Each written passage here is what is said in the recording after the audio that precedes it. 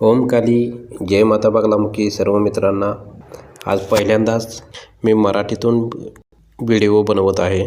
आपले जे सर्व मराठी बांधव आहेत त्यांच्यासाठी माता बगलामुखीची साधना सोपी व्हावी, माता बगलामुखीच्या साधनेकडे लोक वळावेत, माता काली दुर्गा देवीच्या साधनेकडे लोक वळावेत, त्या साधनेतून त्यांनाही लाभ मिळावा अशा हेतूने मी आज मराठीतून व्हिडिओ बनवत आहे. तर आज या व्हिडिओमध्ये एका छोट्या हायस्कूल शाळेमध्ये जाणाऱ्या मुलीला मुस्लिम तंत्रातून कसे मी बाहेर काढले याबद्दल माहिती देणार आहे, जेणेकरून कधी अशा प्रकारचा प्रसंग आपणापुढे आला, अगर आपल्या आसपास कोणावरती आला, एखाद्या मुलीवरती तंत्रबाधा झालेली आहे किंवा मुस्लिम तंत्र केलेले आहे, अगर कोणत्याही प्रकारची बाधा असेल, त्या बाधेतून आपण मार्ग काढून त्या व्यक्तीचे आयुष्य सुखकर करण्यासाठी आपण सर्वजण मदत करू. अशाच प्रकारची एक घटना मी तुमच्यासमोर मांडत आहे. एक विजया नावाची स्त्री होती, विजयाताई. त्यांच्या नातेवाईकांचं एक मी काम केलेलं आणि ते काम झाल्यापासून विजयाताईंची माझी चांगली ओळख झालेली. एक दिवस त्यांचा फोन आला आणि त्यांनी विचारलं, गुरुजी कुठं आहात? माझे तुमच्याकडे फार महत्त्वाचं काम आहे. तुम्ही जर मला भेटलात तर फार बरं होईल. तुम्ही आमच्या भागामध्ये येणार आहात? जर येणार असाल तर मी तुमची गाठ घेऊन सविस्तर बोलेन.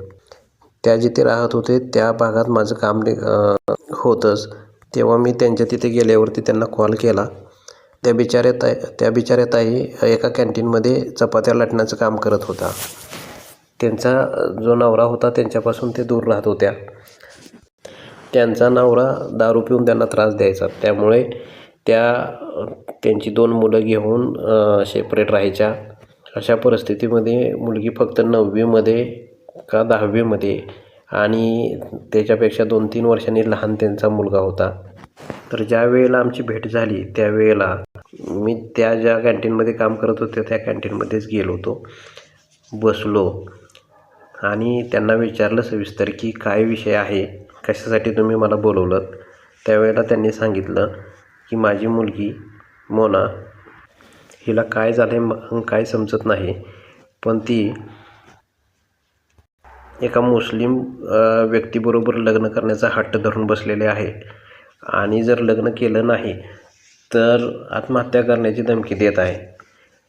त्या मुस्लिम व्यक्तीचं ऑलरेडी लग्न झालेलं आहे, त्याला मुलं पण आहेत. अशा परिस्थितीमध्ये ह्या मुलीचं वय पण अजून फार लहान आहे.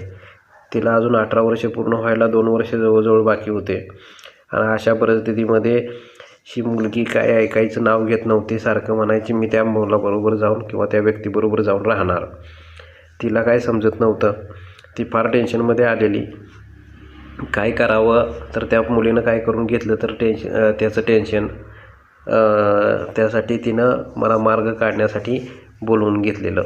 म्हणजे अशा वेळेला मी तिला बघितलं आणि माझ्या डोक्यात प्रकार लक्षात आला की ती मुलगी जी आहे तिच्यावरती मुस्लिम तंत्र चालवलं गेलेलं आहे, जेणेकरून ती पोरगी वशीकरण झाल्यासारखी त्या व्यक्तीच्या प्रेमात पडावी, त्या व्यक्तीच्या म्हणजे तो व्यक्तीच तिच्या डोक्यात बसावा, दुसरं काय बसू नये.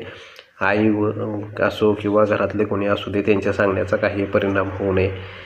मग अशा परिस्थितीमध्ये ती मुलगी एकच नाट धरून बसलेली की मला त्या व्यक्तीबरोबर जायचं आहे, मला त्या व्यक्तीबरोबर राहायचं आहे, तिच्याबरोबर लग्न करायचं आहे आणि माझ्या आयुष्याचं पुढं काय होईल ते होईल, मला काय घेणं देणं नाही, पुढं तुम्ही कुणीसुद्धा माझी चौकशी करायची नाही आणि मी त्याच्याबरोबरच लग्न करणार.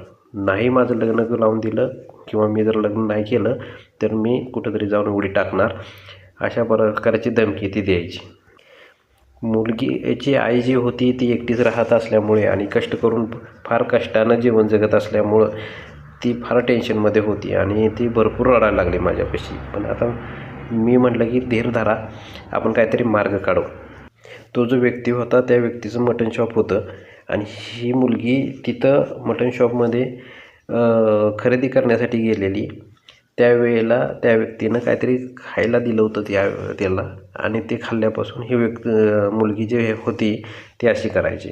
माझ्या डोक्यामध्ये सगळा प्रकार आल्यानंतर मी माता बगलामुखीला हात जोडले, म्हटलं कृपा करा, आपण आता हेच तंत्र काढण्याचा प्रयोग करू आणि त्याला यश द्या. आमच्या गुरूंच्या कृपेनं आणि त्यांनी शिकवलेल्या साधनेतून मी तंत्र काढण्यासाठी एक हवन केला. त्यामध्ये माता बगलामुखीचे मंत्र, माता कालीचे मंत्र वापरले, थोडे मंत्र माता प्रत्यंगिरीचे वापरले. श्री भैरव आणि गणेश हवन तर करावाच लागतो आणि शेवटी मग महाकाल आणि शिवशंभूचा हवन केला. त्यानंतर ती मुलगी त्या तंत्र क्रियेतून किंवा ते जे अभिचारिक कर्म केलेले होते त्यातून बाहेर पडली. आणि ज्या वेळेला दुसऱ्या दिवशी आम्ही सगळ्यांनी त्या मुलीला विचारलं की अरे बाळा, तुला त्या माणसाबरोबर लग्न करायचं आहे ना, तू करणार का त्याबरोबर लग्न? तेव्हा ती मुलगी म्हणाली की अरे कोण म्हटलं मी त्याच्याबरोबर लग्न करणार आहे? त्याचं वय कुठं, माझं वय कुठं, आणि माझं वय तरी झालं आहे का, मला अजून शिक्षण घ्यायचं आहे. तर अशा परिस्थितीमध्ये आईला एवढा आनंद झाला, तिच्या आम्हाला पण आनंद झाला. प्रेमविवाहाच्या विरोधात असावा असं नाही, पण अशी परिस्थिती असते की ते मुली किंवा मुलं असतात ते विवाहाच्या वयाची पण होत नाहीत. अशा वेळेला ते अशी काहीतरी चूक करून बसतात आणि त्यांना पूर्ण आयुष्य पश्चाताप करावा लागतो. मग ज्या वेळेला अशी परिस्थिती येते त्यावेळेला जगदंबेच्या कृपेनं त्यातून बाहेर पडण्यासाठी थोडंसं साधनेचा उपयोग कसा चांगल्या कामासाठी केला जातो हे आपल्या सर्व लोकांना कळावं यासाठी मी आज तुमच्यासमोर ही गोष्ट मांडली. तर अशा परिस्थितीत जर आपल्या घरातलं किंवा आसपासचं सभोवतालचं कोणी जर अडकलेलं असेल किंवा वाटत असेल की बाबा हे अजून लहान मुलं आहे आणि ते कुठल्या ऐकण्याच्या परिस्थितीत नाही, थोडं वेगळी परिस्थिती आहे आणि थोडी वेगळ्या परिस्थितीमध्ये काहीतरी चालू आहे, त्यावेळेला तुम्ही बिनधास्त डोळे झाकून आम्हाला संपर्क करा, आम्ही तुमच्या मदतीला धावून येऊ. लव्ह मॅरेज करण्यासाठी आमचा विरोध नाही. तुमचं करिअर बनवा आणि 100% लव्ह मॅरेज करा. तोपर्यंत तुम्हाला चांगल्या वाईटाची पण जाणीव होईल. तुम्ही योग्य निर्णय घेण्याच्या पात्रतेचा व्हाल. अशा वेळेला नक्की तुम्ही प्रेमविवाह करू शकता.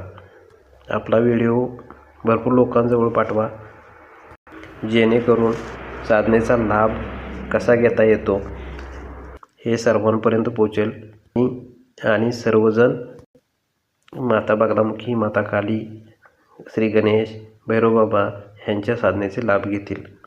धन्यवाद मित्रांनो.